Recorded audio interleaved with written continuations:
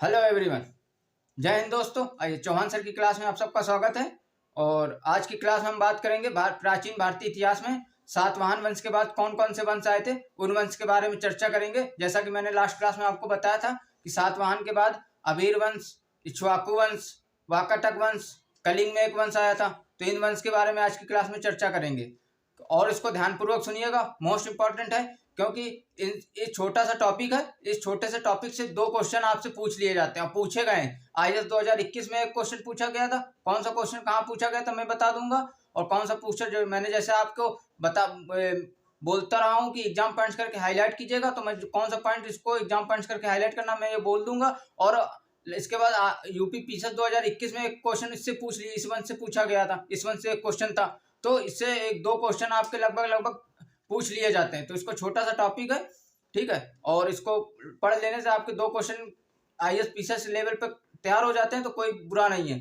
और एक चीज और आपको बता, आप लोगों के लिए बिग अपडेट है। आईएएस 2023 यूपीएससी 2023 का फॉर्म 2 फरवरी से ऑनलाइन स्टार्ट हो चुका है। जो लोग भी आईएएस पीसीएस की तैयारी कर रहे हो तो वो आईएएस 2023 को फॉर्म को फिल करें और लगन के साथ बिल्कुल लग जाएं तैयारी के लिए। और मैं भी प्रयास करूंगा आपके साथ कि जो मैं भी आपको जो नोट्स प्रोवाइड कराऊं, जो आपको वीडियो प्रोवाइड कराऊं, वो आईएएस लेवल ही प्रोवाइड कराऊं, जिससे आपकी प्रीलिम्स की पूरी तैयारी हो सके। इतिहास और संविधान में मैं आपको कोशिश करूंगा, आपके साथ बराबर लगन के साथ लगा रहूंगा कि आपको वो नोट्स आपके मतलब का, आपके यूजफुल के लिए आप तक पहुंचे। आपको आईएएस प्रीलिम्स तक यूपी पीसीएस का भी आने वाला है, तो उस लेवल तक आपको नोट्स आपके पास होने चाहिए। तो मैं ये कोशिश पूरी लगन के साथ आपके साथ करूंगा। आप लोग भी लग जाइए, बिल्कुल डट जाइए कि हमें आईएएस 2023 और यूपीपीएस 2023 क्रैक करना है, निकालना है। तो आइए चलते हैं, कम टू द पॉइंट, ज्यादा समय ना लेते हुए अपने पॉइंट पे आते हैं। और जो लोग भी इस चैनल में नए हो, चैनल को सब्सक्राइब करें, लाइक करें, शेयर करना ना भूलें। चलिए आइए चलते हैं, अपने प्राचीन भारतीय इतिहास में बात करते हैं। सातवाहन के बाद कौन कौन से वंश आए थे, उसमें से एक अभीर वंश हुआ था। जैसा कि मैंने आपको बताया था, अभीर वंश ने सातवाहनों से महाराष्ट्र का राज्य छीन लिया था। अभीर वंश ने सातवाहनों से महाराष्ट्र का राज्य छीन लिया था। सातवाहनों के पतन के बाद या सातवाहनों की शक्ति क्षीण होने पर, सातवाहन शासकों की शक्ति क्षीण होने के बाद अभीर वंश ने इनसे महाराष्ट्र राज्य छीन लिया और महाराष्ट्र में स्वतंत्र राज्य की स्थापना की। ठीक, और अभीर वंश का संस्थापक ईश्वर सेन था। और इनका अभीर वंश का प्रमुख केंद्र नासिक था। ठीक, अभीर वंश महाराष्ट्र राज्य पर स्वतंत्र राज्य की सत्ता स्थापित की। सातवाहन वंश के शासकों के पतन के बाद अभीर वंश ने महाराष्ट्र में अपने स्वतंत्र राज्य की सत्ता स्थापित की। और इस वंश का संस्थापक ईश्वर सेन था। इसने 248 से 249 ईस्वी में, अब ईश्वर सेन ने 248 से 249 ईस्वी में कलचुरी चेदी संवत की स्थापना की थी। कलचुरी चेदी संवत की स्थापना करने वाला शासक अभीर वंश का ईश्वर सेन था। कलचुरी चेदी एग्जाम पॉइंट्स करके हाईलाइट कीजिएगा। कलचुरी चेदी संवत की स्थापना करने वाला अभीर वंश का संस्थापक ईश्वर सेन था और इनका प्रमुख केंद्र नासिक था। तो ये था अभीर वंश में। इसके बाद इक्ष्वाकु वंश। सातवाहनों की शक्ति क्षीण होने का फायदा उठाने में इक्ष्वाकु वंश भी रहे। इन्होंने सातवाहन शासकों से, इक्ष्वाकु वंश के लोगों ने या शासकों ने सातवाहन शासकों से आंध्र प्रदेश का राज्य छीन लिया था। आंध्र प्रदेश राज्य में अपनी स्वतंत्र सत्ता स्थापित की थी। इक्ष्वाकु वंश के शासकों ने आंध्र प्रदेश में अपनी स्वतंत्र सत्ता स्थापित की थी। और ये कहा जाता है कि इक्ष्वाकु वंश के लोग सातवाहन वंश में, ये उनके साम्राज्य में सामंत थे। सातवाहन वंश में सामंत थे और उनकी शक्ति क्षीण होने का प्रबल फायदा इन्होंने इक्ष्वाकु वंश के लोगों ने उठाया और आंध्र प्रदेश में स्वतंत्र सत्ता अपनी स्थापित की। और इक्ष्वाकु वंश में आंध्र प्रदेश में स्वतंत्र सत्ता स्थापित करने वाला शासक श्री शांतमूल था। इक्ष्वाकु वंश का संस्थापक श्री शांतमूल था, जिसने आंध्र प्रदेश में अपनी स्वतंत्र राज्य स्थापित किया था। सातवाहनों की शक्ति क्षीण होने का फायदा उठाकर श्री शांतमूल ने आंध्र प्रदेश में इक्ष्वाकु वंश की नींव रखी थी, स्थापना की थी। और ये कहा जाता है कि क्या कहते हैं, ये पहले सातवाहन वंश में उसके सामंत थे। ठीक, इसके बाद इन्हें श्री शांतमूल को श्री पर्वती, या इक्ष्वाकु वंश के लोगों को शासकों को श्री पर्वती मतलब श्री पर्वत का शासक और आंध्रव्रत की उपाधियां दी गई थी। ये इनकी उपाधियां थी। आंध्रव्रत, आंध्र का नौकर। ठीक, जबकि और सातवाहन वंश में आंध्र प्रदेश में सातवाहन वंश का शासन था, तो इन्होंने ये उनके सामंत थे, इसीलिए ये उनके सामंत थे। उनकी शक्ति का क्षीण होने की शक्ति जो उत्तराधिकारी में विवाद हो गया, उसके बाद सातवाहन में कोई बढ़िया कोई शक्तिशाली राजा न होने का मौके का फायदा इन्होंने इक्ष्वाकु वंश के लोगों ने उठाया और आंध्र प्रदेश में स्वतंत्र अपनी राज्य की स्वतंत्र सत्ता स्थापित की। स्थापित करने वाला स्वतंत्र सत्ता स्थापित करने वाला आंध्र प्रदेश में श्री शांतमूल था, श्री शांतमूल था। ठीक, इसके बाद वह वैदिक धर्म का अनुयायी था। श्री शांतमूल वैदिक धर्म का अनुयायी था, वैदिक धर्म का अनुयायी था। श्री शांतमूल के बाद उसका उत्तराधिकारी पुत्र वीर पुरुष दत्त हुआ। श्री शांतमूल की मृत्यु होने के बाद उसका उत्तराधिकारी क्या कहते हैं, वीर पुरुष दत्त हुआ, वीर पुरुष दत्त हुआ। ठीक, वीर पुरुष दत्त हुआ। ठीक, उसका इसने आंध्र प्रदेश के वीर पुरुष दत्त ने आंध्र प्रदेश के नागार्जुनी कोंडा में वीर पुरुष दत्त ने आंध्र प्रदेश के नागार्जुनी कोंडा में स्तूप का निर्माण करवाया था। वीर पुरुष दत्त ने, इंपॉर्टेंट है, ठीक है, वीर पुरुष दत्त ने नागार्जुनी कोंडा में प्रसिद्ध स्तूप का निर्माण करवाया था। वीर पुरुष दत्त ने, जो कि इक्ष्वाकु वंश का था और श्री शांतमूल का उत्तराधिकारी हुआ था, वीर पुरुष दत्त ने आंध्र प्रदेश के नागार्जुनी कोंडा में एक प्रसिद्ध स्तूप का निर्माण करवाया था। इसके बाद अमरावती और नागार्जुनी कोंडा में आंध्र प्रदेश के अमरावती और नागार्जुनी कोंडा से उनके लेख से, ठीक है, बौद्ध संस्थाओं को दिए गए दान के बारे में जानकारी मिलती है।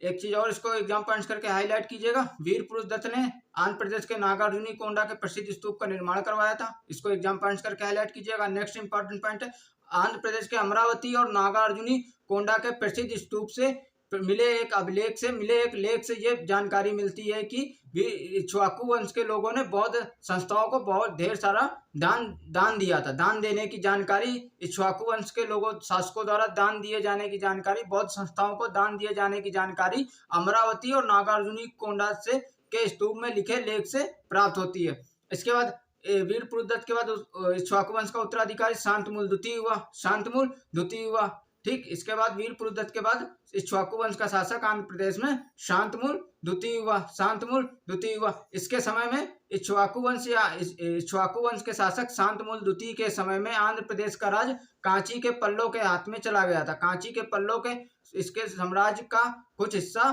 कांची के पल्लों के शासकों के अधिकार में चला गया था। कांची के पल्लों के शासकों के अधिकार में चला गया था। और इक्ष्वाकु लोग बौद्ध मत के पोषक थे। इक्ष्वाकु वंश के लोग शासक बौद्ध मत के पोषक थे। तो ये थे इक्ष्वाकु वंश से पूर्व। ठीक, इसके बाद उड़ीसा में कलिंग का वंश हुआ। उड़ीसा के कलिंग में एक चेदी वंश आया। उड़ीसा के कलिंग में चेदी वंश की स्थापना हुई। उड़ीसा में कलिंग के चेदी वंश का संस्थापक महामेघवाहन था। कलिंग में चेदी वंश की स्थापना करने वाला संस्थापक, कलिंग में चेदी वंश का संस्थापक महामेघवाहन था, जो कि उड़ीसा में था। अब कलिंग के बारे में थोड़ा सा चर्चा कर लें। मौर्य साम्राज्य के पतन या मौर्य साम्राज्य के अवशेषों पर जिन राज्यों ने स्वतंत्र सत्ता स्थापित की, उनमें से मौर्य साम्राज्य के पतन के बाद या मौर्य साम्राज्य के अवशेषों पर जिन राज्यों ने अपनी स्वतंत्र सत्ता स्थापित की, उसमें से एक कलिंग भी प्रमुख था। ठीक, और कलिंग पर चेदी वंश की स्थापना हुई थी। कलिंग पर चेदी वंश की स्थापना करने वाला शासक महामेघवाहन था। महामेघवाहन ने कलिंग पर चेदी वंश की स्थापना की। और मौर्य वंश के शासक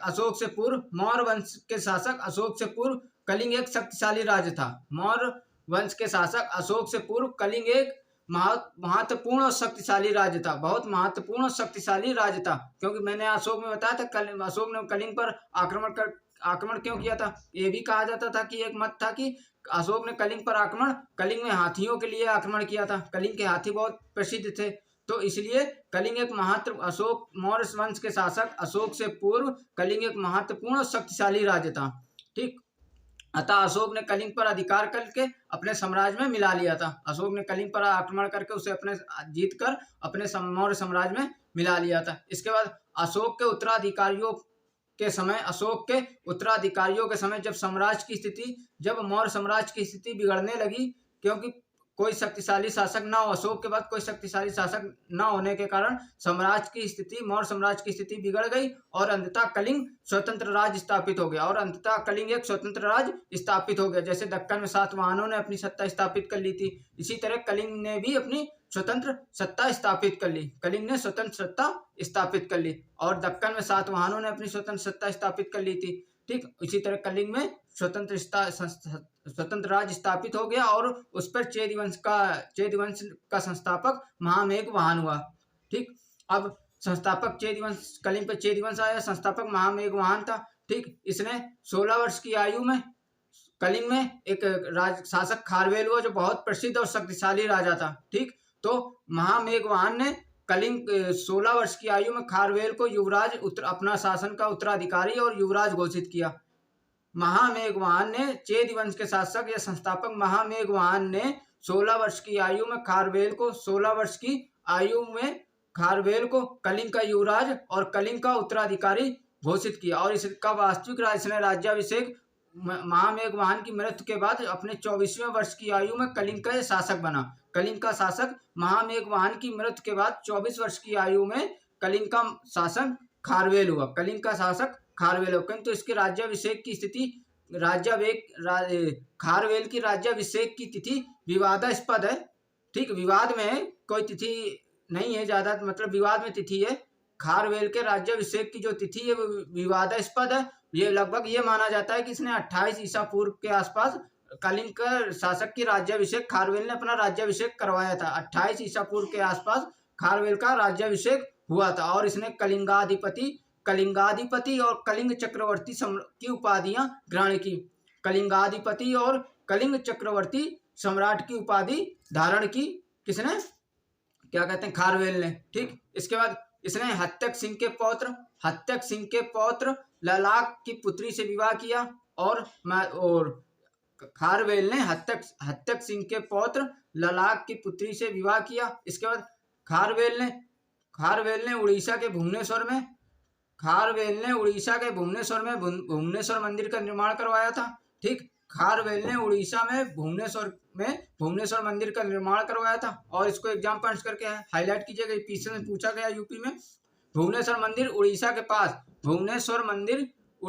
भुवनेश्वर मंदिर के पास उदयगिरी की पहाड़ियों में, उड़ीसा के भुवनेश्वर मंदिर के पास उदयगिरी पहाड़ियों में एक गुफा से प्राप्त हाथी गुम्फा अभिलेख से राजा खारवेल की जानकारी प्राप्त होती है। था एग्जाम पॉइंट। ये यूपी पीसीएस 2021 में पूछा गया था कि हाथी गुम्फा लेख किस राजा से संबंधित है, तो हाथी गुम्फा का लेख कलिंग के शासक खारवेल से संबंधित है, जो कि उड़ीसा के भुवनेश्वर मंदिर के पास उदयगिरी की पहाड़ियों में स्थित एक अभिलेख, जो कि हाथी गुम्फा अभिलेख से प्राप्त जानकारी खारवेल के बारे में, पूरी जीवनी और उसके क्रियाकलापों के बारे में विस्तृत जानकारी देता है। हाथी गुम्फा लेख कलिंग के शासक खारवेल की संपूर्ण जानकारी देता है।